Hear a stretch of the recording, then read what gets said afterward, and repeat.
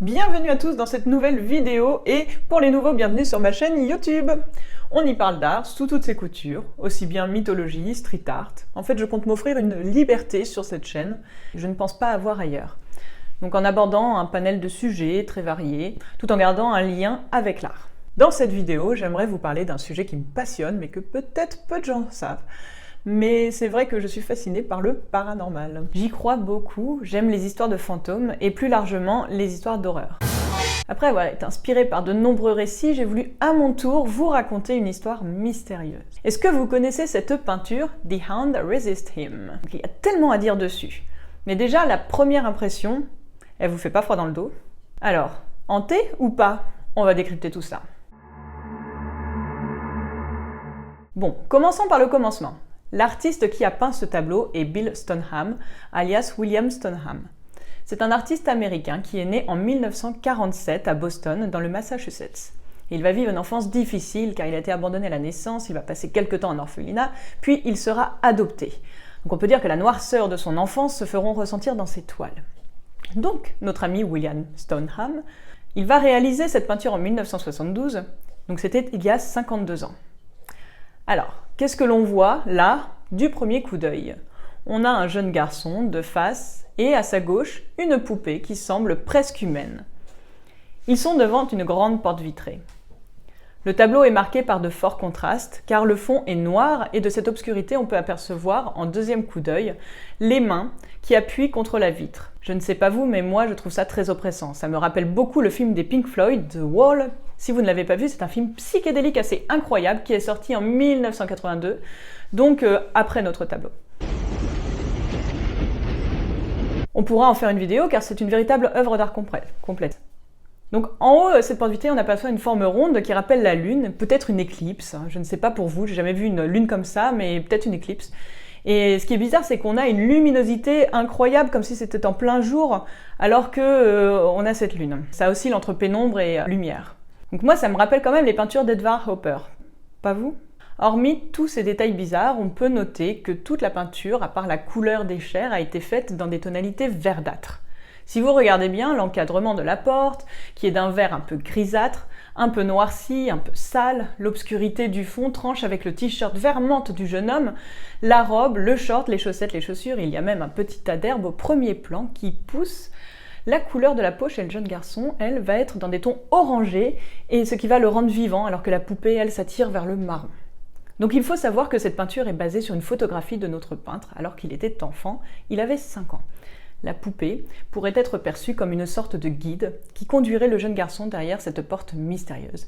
Cette fameuse porte qui pourrait être la limite entre la réalité et l'imaginaire. Stoneham est également inspiré par la théorie de l'inconscient collectif de Carl Jung. Donc selon cette théorie, les humains naissent avec un ensemble de connaissances héritées de l'expérience collective passée de l'humanité. Ce qui les amène à avoir un certain nombre de croyances et d'instincts profondément ancrés. Et selon ses propres mots à Stoneham, les mains sont, les autres vies. La porte vitrée, c'est le mince film entre l'éveil et le rêve. Stoneham expose ce tableau l'année de sa création dans une galerie de Los Angeles. En 1978, c'est John Marley qui va l'acheter. Mais qui est John Marley ? Donc c'est un acteur que l'on retrouve dans le film Le Parrain de Francis Ford Coppola. Dans une scène mythique, il découvre en se réveillant de son lit une tête de son cheval décapitée. Donc ça donne le ton pour l'ambiance morbide. Les années suivantes, on va noter 3 morts étranges d'hommes ayant un lien plus ou moins proche avec le tableau. En 1978, le critique d'art Henry Seldes, qui avait écrit à propos de l'œuvre, il va se suicider. En 1981, c'est le galeriste Charles Feingarten qui avait exposé le tableau. Il décède à l'âge de 60 ans et on ne sait pas pourquoi. Et John Marley, lui, il va s'éteindre en 1984 suite à une opération du cœur et juste après avoir vendu la peinture. Mais si l'histoire s'arrêtait là, on pourrait dire qu'il s'agit d'une succession de faits étranges. On va pas parler de paranormal pour ça, mais attendez, parce que ça continue.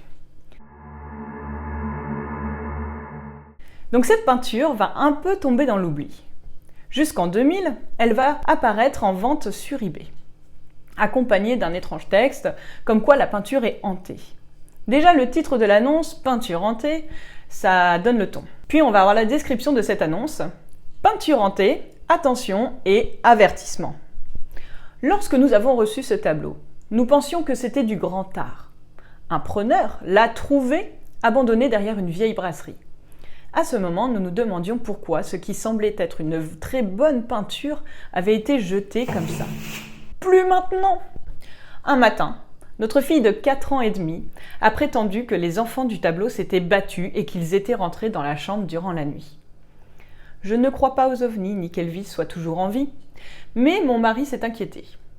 À mon grand amusement, il a installé une caméra avec détection de mouvement pour les nuits suivantes. Après 3 nuits, il y a eu des images. Les 2 dernières sont issues du système de surveillance.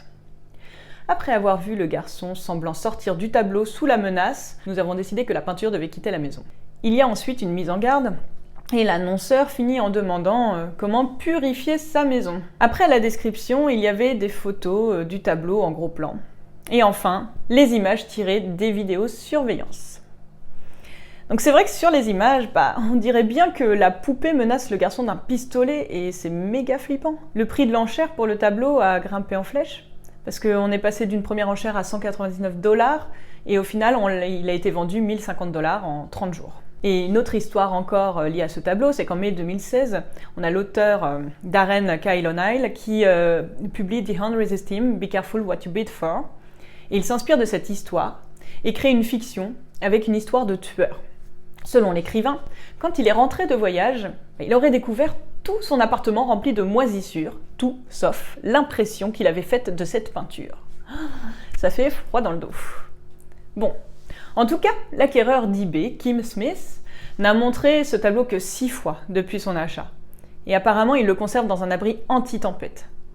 Donc encore un truc un peu morbide. Il a reçu énormément de mails d'internautes qui disent avoir vécu des expériences paranormales en regardant simplement ce tableau sur le site. Alors je ne sais pas vous, vraie ou fausse histoire paranormale ?